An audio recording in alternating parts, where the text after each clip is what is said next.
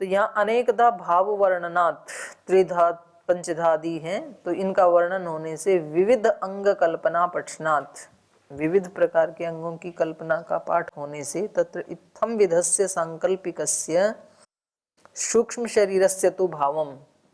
तो ये कह रहे हैं कि यहाँ पर अनेक प्रकार का जो सांकल्पिक शरीर है, एक तो सूक्ष्म शरीर प्राकृतिक हो गया, और यहाँ इसका सूक्ष्म शरीर क्या माना, सांकल्पिक, संकल्प ही शरीर है ये माना। जी बोलिए। तदेश श्लोको न पश्यो मृत्युम पश्यति न रोगम नोत दुखताम सर्वम ह पश्यति सर्वम आपनोति सर्वश इति स एकधा भवति त्रिधा भवति पंचधा सप्तधा नवधा चैव पुनश्चैकादशः स्मृतः शतं च दश चैकश्च सहस्राणि च विंशतिर् आहार शुद्धौ सत्वशुद्धिः सत्वशुद्धौ ध्रुवा स्मृतिः स्मृतिर्लम्भे सर्वग्रंथीनां विप्रमोक्षस् तस्मै मृदितकाशाय कषायाय तमसस्पारं दर्शयति भगवान सनत कुमारंस तम स्कंद इति आचक्षते तम स्कंद इति आचक्षते। उसको स्कंध कह दिया ना, इसका ये हिंदी पढ़ दो। किसी ने कहा है, जो आत्मा के भूमा रूप को देख लेता है वह मृत्यु को नहीं देखता, रोग को नहीं देखता, दुख को नहीं देखता। भूमा का साक्षात करने वाला सब कुछ देख लेता है, सब तरह से सब कुछ पा लेता है, उसके लिए कुछ बचा नहीं रहता। वह पहले एक रूप में होता है, फिर 3 रूपों में आ जाता है, फिर 5, 7, 9 और 11 रूपों में विकास के मार्ग पर चल पड़ता है। बढ़ता बढ़ता 110, 20,000 एक और फिर अनंत भेदों वाला हो जाता है। इस भेद मार्ग में से निकलकर आत्म रूप में आने के लिए पहले आहार शुद्धि आवश्यक है। इंद्रियों के विषय ही आहार हैं। आहार शुद्धि होने पर सत्व शुद्धि हो जाती है, अंतःकरण की मलिनता दूर हो जाती है। अंतःकरण की शुद्धि से ध्रुव स्मृति होती है, अपने ध्रुव भूमा रूप का स्मरण हो जाता है। अपने ध्रुव रूप का स्मरण हो आने पर सब गांठें खुल जाती हैं। इस प्रकार भगवान सनत कुमार ने नारद मुनि के मानसिक मल का मर्दन करके अंधकार रूपी नदी के पार ले जाकर उसे आत्मा के भूमा रूप का दर्शन करा दिया। इसलिए सनत कुमार ऋषि को स्कंद भी कहते हैं, स्कंद भी कहते हैं। तो ये आत्मा का यहाँ भी इन्होंने कहा ना कि वो अपने रूप से संपन्न हो जाता है। तो ये इस श्लोक से भी ये बात निकल के आ रही है कि इसकी अपनी पूर्ण अभिव्यक्ति, इसकी सामर्थ्य की अभिव्यक्ति वो मुक्त अवस्था में ही होती है। और ये पहले जैसे अभिबद्ध अवस्था में है तो एकधा है, एक प्रकार की इसकी सामर्थ्य है, और फिर जैसे जैसे बढ़ती हैं तो त्रिधा, पंचधा, सप्तधा, नवधा ऐसे बढ़ती जाती हैं सामर्थ्य, और लास्ट में क्या हो गया, अनेकधा, माने ब्रह्म की सामर्थ्य इसकी सामर्थ्य हो जाती है, ऐसा ये कहना चाह रहे हैं। तो इनके अर्थ में और ऊपर वाले अर्थ में कोई अंतर नहीं है।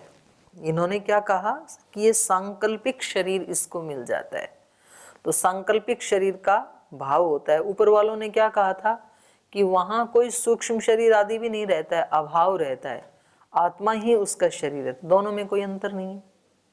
आगे कह रहे हैं द्वादशाहवत उभय विधम बादरायणोतः, अतः इसलिए ये कैसा हो जाता है, द्वादश आहवत, 12 दिन का जो याग चलता है, पहले भी ये बात आई थी ना, एक दिन जो याग किया जाता है उसको कहते हैं अह अह अह सत्र, और जो 1 से 12 माने 12 से पहले पहले उसको कहेंगे अहीन, और 12 से अधिक दिन जो चल जाता है उसको कहते हैं सत्र। तो ये पहले भी ये बात आई थी। तो अब कह रहे हैं ये जो 12 दिन चलने वाला है, क्योंकि वहां पर बात ये है ना कि 12 दिन तक, तो ये तक जो है ये मर्यादा में है या अभिविधि में है। अगर तो ये मर्यादा में है तब तो 11 दिन तक का जो है उसको कहेंगे अहीन, और 12वें को सत्र कहने लग जाएंगे। और यदि तो ये अभिविधि में है तो फिर 12वां भी क्या होने लगेगा, अहीन होने लगेगा। तो अब इस 12वें को अहीन कहें या सत्र कहें, दोनों संभावनाएं है ना। तो ऐसे इसकी दोनों संभावनाएं बता रहे हैं। द्वादशाहवत उभय विधम, उभय विधम मतलब स्थूल शरीर का भी अभाव और सूक्ष्म शरीर का भी अभाव मुक्ति में होता है, ऐसा बादरायण, बादरी के पुत्र बादरायण कह रहे हैं। बोले ये ऊपर जो कह रहे थे, एक कह रहे थे भाव, एक कह रहे थे अभाव, तो वो दोनों ठीक ही कह रहे थे, क्योंकि सब शरीरों का वहां पर अस्तित्व नहीं रहता है, तो इसलिए तो अभाव भी कह सकते हैं उसको। और लेकिन सांकल्पिक शरीर रहता है, इसलिए उसको भाव भी कह सकते हैं। कैसे? जैसे 12 दिन के याग को अहीन भी कह सकते हैं और सत्र भी कह सकते हैं, तो ऐसा इनका कहना है।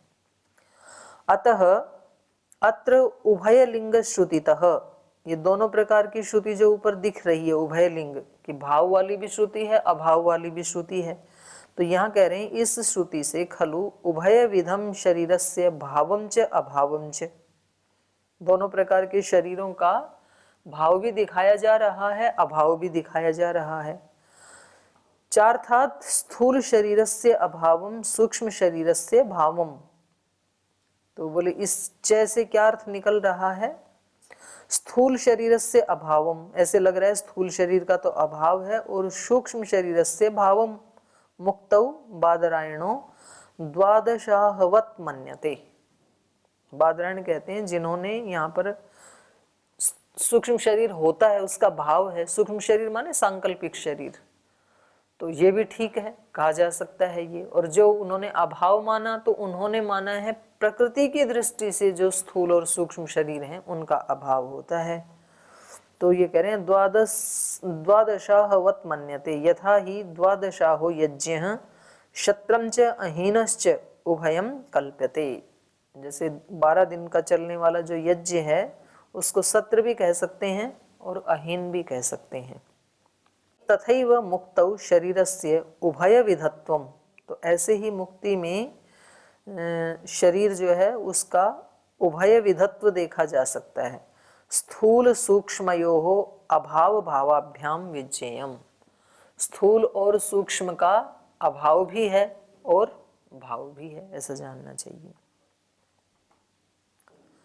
शरीरस्य उभयविध भावे सूत्रद्वयेन अनुभवोपपत्ति प्रदर्श्यते, तो ये शरीर का जो उभयविध भाव है, इस भाव और अभाव, इसमें ये जो 2 सूत्र थे ऊपर, सूत्रद्वयेन अनुभवोपपत्ति, इन 2 सूत्रों से जो अनुभव की उपपत्ति हुई उसको प्रदर्श्यते, उसको दिखाया जा रहा है इस सूत्र में।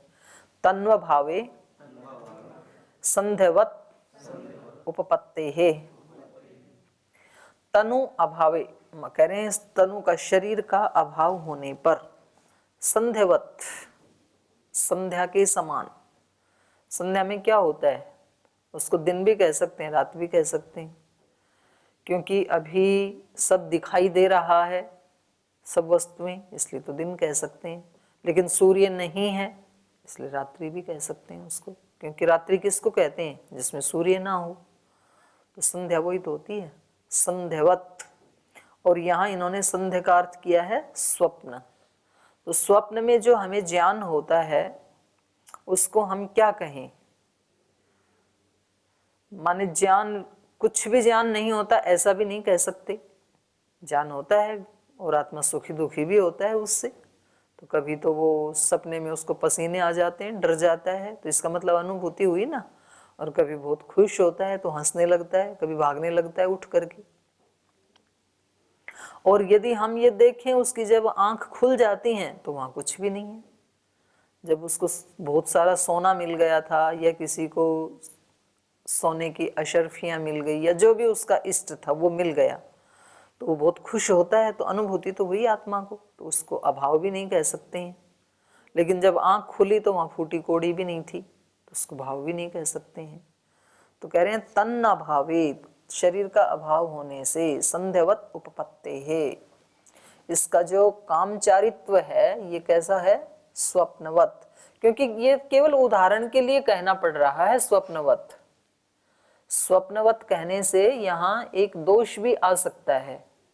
दोष क्या आएगा? हाँ बोलो। हाँ ठीक है, ये भी ठीक है, और बोलो, और भी दोष आ सकता है। स्वप्न तो शरीर से युक्त है सपने में वो, तो एक तो ये आ जाएगा। दूसरा ये है कि सपने की जो वस्तुएं होती हैं वो अभावात्मक होती हैं। तो यदि सपने जैसा ही सुख वहां मिल रहा है तो फिर तो सपने ले लेता, वहां जाने की क्या जरूरत थी। तो वो वास्तविक होता है, वो स्वप्नवत अवास्तविक नहीं होता है, झूठा नहीं होता है। तो ये कहेंगे, इसको अगले सूत्र में बताएंगे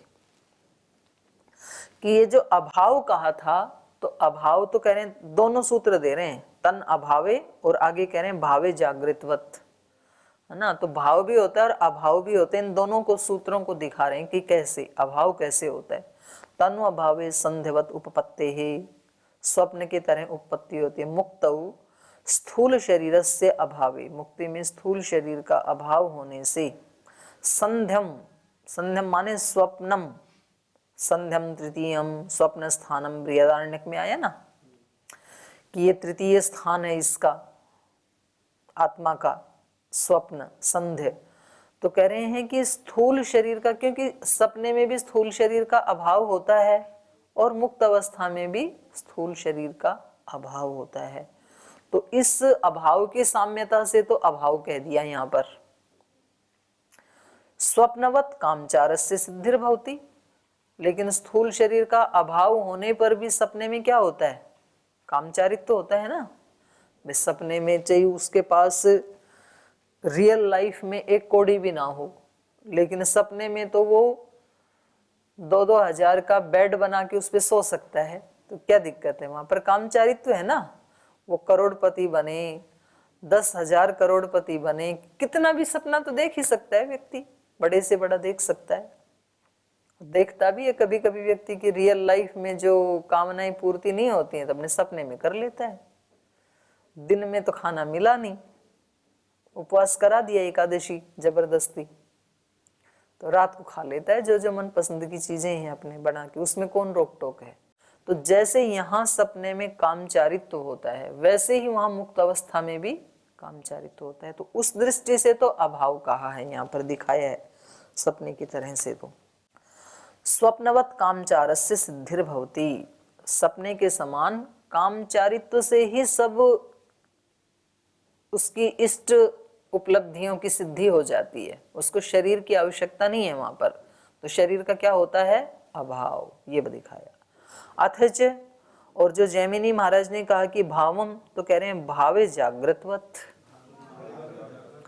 भाव की जो बात कह रहे हैं वो जागृत के समान कह रहे हैं। क्योंकि जैसे स्वप्न अवस्था में कुछ भी मिला, खाना मिला, रुपए पैसे मिले, सुख मिला, लेकिन वो क्या होता है? वो तो काल्पनिक है, सच्चा थोड़ी होता है। आंख खुलते ही वैसा का वैसा। तो ऐसा नहीं होता है वहां पर मुक्ति में। वहां पर तो भावम, वहां पर तो सब चीजों का भाव है। कैसे? जागृतवत। जैसे सोए सोए कोई व्यक्ति जैसे भूखा था और खाना खा लिया इसने भरपेट, तो अब इसने खा तो लिया पर क्या पेट भरेगा क्या? मन में तो ये अनुभूति होगी सपने में, मैंने खूब खा लिया, और सुबह उठेगा तब पेट भरा हुआ मिलेगा कि खाली? पेट भरा मिलेगा क्या? नहीं मिलेगा। और जागृत अवस्था में जो थोड़ा ही खाया लेकिन उससे पेट भरेगा, क्योंकि जागृत अवस्था में जो खा रहे हैं वो भावात्मक भोजन है, रियल है वो, और रात में जो खा रहे हैं वो अभावात्मक है। तो जैमिनी ने कहा कि कोई ये ना समझ ले कि स्वप्नवत ही चीजें मिलती हैं वहां पर अभावात्मक। बोले नहीं, अभाव नहीं होता, स्वप्न के समान भाव अभाव नहीं होता, बल्कि जागृतवत भावे, रियल में ही सुख मिलता है। मुक्तौ सांकल्पिकस्य सूक्ष्मस्य शरीरस्य भावे वर्तमानत्वे जागृतवत कामचारो विज्ञेय। ये जो कामचार होता है ये कैसे होता है? जागृतवत विज्ञेय। जैसे जागते हुए को जो भी मिलता है वो रियल होता है, सच्चा होता है, सच्ची मुच्ची में होता है, भावात्मक होता है, कोई काल्पनिक नहीं होता है। ऐसे ही मुक्ति में यद्यपि स्थूल शरीर नहीं है, सूक्ष्म भी नहीं है, तो कोई ये ना मान ले कि शरीर से रहित होकर स्वप्न की तरह से कामचारित्व होता है। सपने में भी कामचार होता है। कोई व्यक्ति अपने गांव से दूसरे गांव भी नहीं गया, लेकिन सपने में तो वो अमेरिका जा ही सकता है। तो ऐसा नहीं है मुक्ति में। मुक्ति में तो जागृत के समान वस्तुतः ही उसकी अनुभूति होती है ईश्वर की। तत्र मुक्तौ स मुक्तात्मा स्वोपयोज्यानि साधनानि प्रकटयति इति उच्यते। तो कह रहे हैं वहां मुक्ति में ये जो मुक्त आत्मा है, स्व उपयोज्यानि, अपने प्रयोग में आने वाले साधनानि, साधनों को प्रकटयति, प्रकट करता है। माने उसके जो जो प्रयोग में आने वाले साधन हैं वो उसके संकल्प मात्र से प्रकट हो जाते हैं वहां पर। तो वहां पर ऐसे स्वप्न की तरह से झूठ मूठ की आवश्यकता नहीं है। कैसे होते हैं? तो आगे कहा प्रदीपवत आवेशस्तथा ही दर्शयति। प्रदीपवत आवेशः तथा ही दर्शयति। जैसे दीपक का जो प्रकाश है वो किसी भी वस्तु में आवेश करके उसको प्रकट कर देता है, दिखा देता है। जैसे अंधेरे में कुछ भी नहीं दिख रहा और जब दिया जलाया तो वो दीपक उधर आवेशित हो गया आकर के उन वस्तुओं में और उसके स्वरूप को अभिव्यक्त कर दिया। तो ऐसे ही यथा प्रकाशकः प्रदीपः, जैसे प्रकाश करने वाला जो दीपक है, प्रकाशेषु वस्तुषु, प्रकाशित होने वाली जो वस्तुएं हैं उनमें स्व प्रकाशेन आविश्य, अपने प्रकाश के द्वारा प्रवेश पा करके तानि प्रकाशमयानि रूपवंती करोति, उन वस्तुओं को प्रकाश से युक्त और रूप से युक्त कर देता है। उनका रूप भी प्रकाश में ही अभिव्यक्त होता है। तद्वत एष आत्मा, वैसे ही ये आत्मा भी मुक्त अवस्थायाम प्राप्त ऐश्वर्य सन, मुक्त अवस्था में ऐश्वर्य प्राप्त होता हुआ, माने ऐश्वर्य प्राप्त हो गया है जिसको, ब्रह्म का ऐश्वर्य प्राप्त हो गया है जिसको, ऐसा होता हुआ संकल्पिकानि मनोवाग आदीनि अंगानि प्रकाशयति। तो संकल्प मात्र से वहां पर वो मन वाणी आदि जो इंद्रियां हैं इनको प्रकाशयति, प्रकाशयति माने प्रकटयति। अब ऐसे तो प्रकाश तो चलो फिर भी स्थूल मान सकते हैं, स्थूल ही होता है। अन्य वस्तुओं की दृष्टि में तो वो भी सूक्ष्म है। तो सूक्ष्म चीज जैसे प्रकाश सूक्ष्म होने से किसी भी स्थूल में घुस जाता है ना, तो ऐसे ही ये सूक्ष्म होते हुए भी किसी भी स्थान में जा सकता है, क्योंकि आत्मा सूक्ष्म है ना वहां पर। तो इसको किसी स्थूल वस्तु की आवश्यकता नहीं है। तो ये कह रहे हैं यहां पर। तो जैसे प्रकाश वस्तुओं में प्रवेश करके उनको प्रकाशमय यानी रूपवंती करोति, उनको अभिव्यक्त कर देता है, रूप वाला बना देता है। तद्वत एष आत्मा मुक्त अवस्थायाम प्राप्त ऐश्वर्य सन सांकल्पिकानि मनोवाग आदीनि अंगानि प्रकाशयति प्रकटयति। इन अंगों की उसको जरूरत नहीं है, सूक्ष्म रूप से ही उन अंगों का काम आत्मा ही कर देती है। ऐसा ही श्रुति कह रही है, तथा ही श्रुति दर्शयति। तो वही उदाहरण दोबारा दे रहे हैं। तस्य आत्मतः मन, आत्मतः वाक्, आत्मतः कर्माणि, आत्मतः एव इदं सर्वम इति। सर्वम है पश्य पश्यति, ये जो दृष्टा है आत्मा, ये सब कुछ को देख लेता है। सर्वम आपनोति ही सर्वशः, सब कुछ को सब तरफ से प्राप्त कर लेता है, कुछ भी इसको अप्राप्त नहीं होता है। तो ये कह रहे हैं यदि प्रदीप इव प्रकाशमानः स आत्मा निजम उपयोज्यम ऐश्वर्यम प्रकाशयति तर्हि अयम पुरुषः प्राज्ञेन आत्मना संपरिष्वक्तो न बाह्यम किंचन वेद न अंतरम। यत्र वा अस्य सर्वात्मा एव भूतत्वेन केन कम पश्येत, केन कम विजानियात। कह रहे आप कह रहे हो प्रदीप के समान प्रकाशमान ये जो आत्मा है, निजम उपयोज्यम ऐश्वर्यम प्रकाशयति, अपने प्रयोग में आने वाला जो भी ऐश्वर्य, जो भी इसको चाहिए, रूप आदि या ज्ञान आदि, उसको प्रकाशयति प्रकटीकरोति, अपने आप उसको अभिव्यक्त कर लेता है। यदि ऐसा है तो अयम पुरुषः प्राज्येन आत्मना संपरिष्व्यक्त।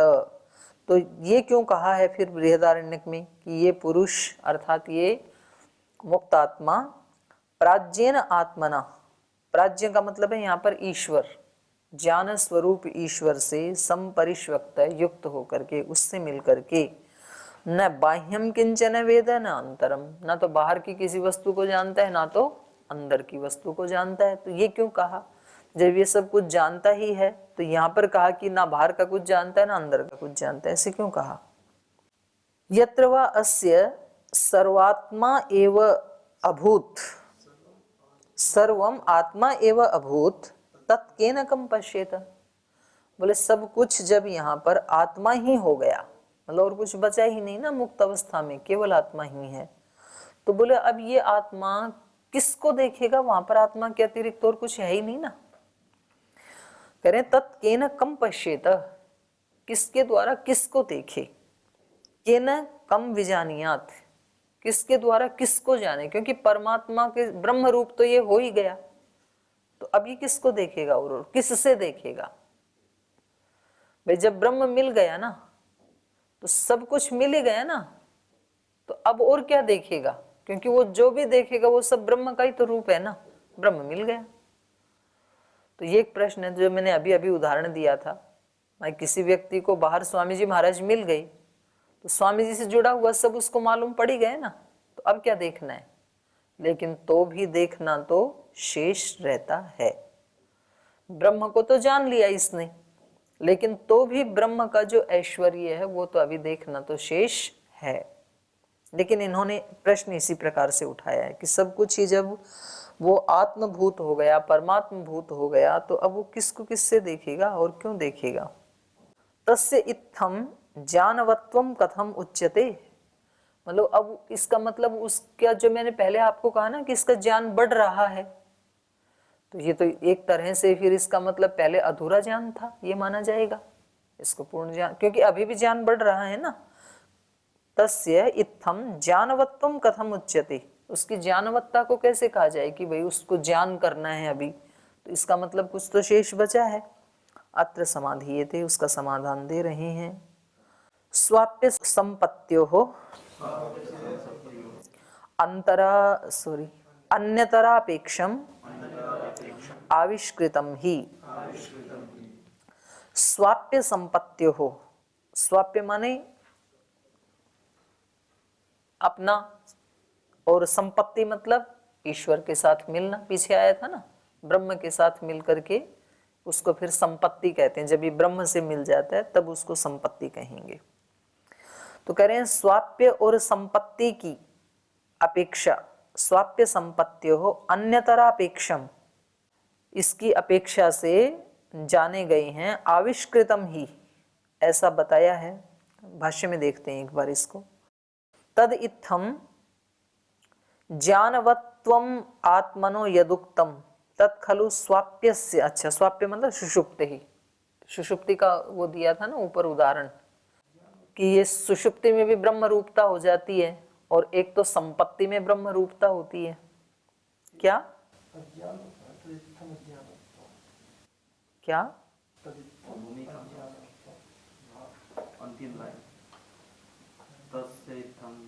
अच्छा भूमिका में तस्य इत्थम अज्ञानत्वम कथम उच्यते, वही तो कह रही हूं कि इसको और आगे आगे ज्ञान हो रहा है ना, तो इसका मतलब तो उस विषय में अज्ञान था, तो भाई इसको ज्ञान हो रहा है ये कैसे कह रहे हैं, क्योंकि पूरा ज्ञान प्राप्त करके तो वहां गया था ना, तो उसी बात को ही कह रही हूं मैं। तो यहाँ पर ये कह रहे हैं कि हमने ये बताया था ना कि भाई समाधि सुषुप्ति मोक्षेषु ब्रह्म रूपता, तो एक तो ब्रह्म रूपता इसको सुषुप्ति में होती है, और सुषुप्ति में क्या होता है, स्थूल शरीर तो नहीं होता, सूक्ष्म होता है। और एक ब्रह्म रूपता अभी हमने पढ़ी थी कि ये इसके साथ ब्रह्म के साथ मिल जाता है, तो इसको संपत्ति कहा था। शुरू में देखो ना, पहली ही लाइन जो है संपद्याविर्भाव, ब्रह्म को पा करके ये क्या हो जाता है, संपत्ति। ब्रह्मणि संपद्यते संविशति तत्र संपत्तिम संवेशम लब्ध्वा, तो यहाँ पर संपत्ति का ना, तो एक तो ब्रह्म से युक्त होकर के तब इसको ब्रह्म रूपता मिलती है मोक्ष अवस्था में, और एक तो सुषुप्ति में ब्रह्म रूपता बताई थी। तो इसमें दोनों में ये अंतर बता रहे हैं यहाँ पर। स्वाप्य संपत्त्यो अन्यतरापेक्षम, माने उन दोनों में स्वाप्य और संपत्ति की अपेक्षा से जो इसको ब्रह्म की प्राप्ति हो रही है, ब्रह्म का ज्ञान हो रहा है, उसमें अन्यतरापेक्षम आविष्कृतम ही तदित्थम अज्ञानवत्वम आत्मनः यदुक्तम तत्खलु स्वाप्यस्य सुषुप्तेः संपत्तेश्च अन्यतराम कांचित एकाम अपेक्षा एव अस्ति, माने किसी एक की अपेक्षा से इसका ज्ञान पूरा होना चाहिए, एक की अपेक्षा से अज्ञान मानना चाहिए। यदि वहां पर स्वप्न अवस्था में या सुषुप्ति अवस्था में इसकी ब्रह्म रूपता हो जाती है तो फिर अज्ञान नहीं होना चाहिए।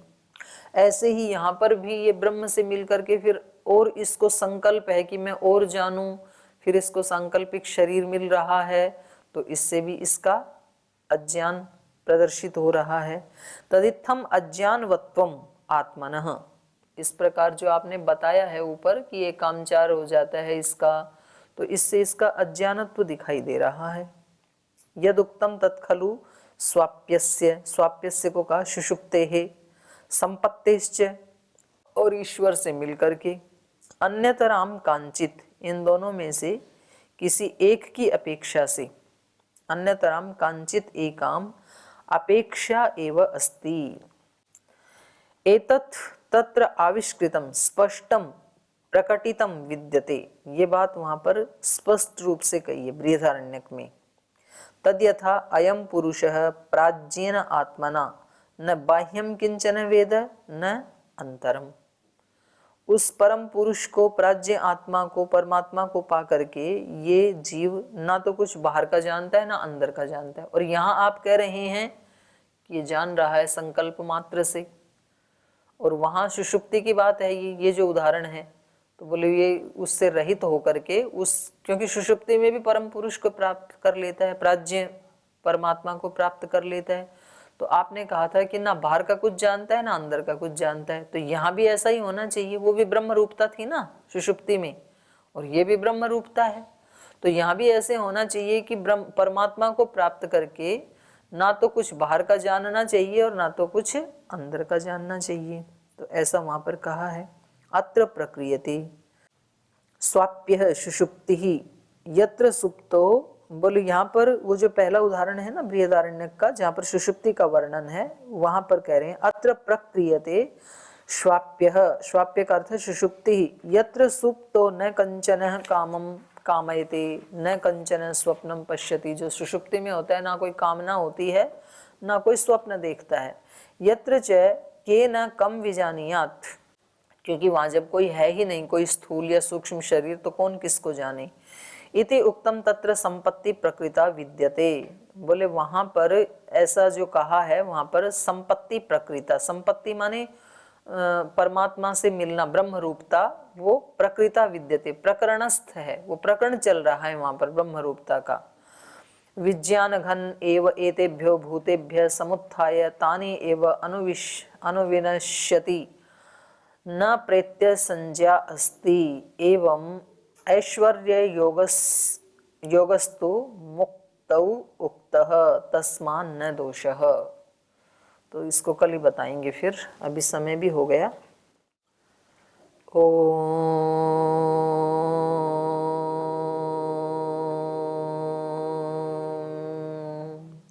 शांति शांति शांति। श्री गुरुभ्यो नमः।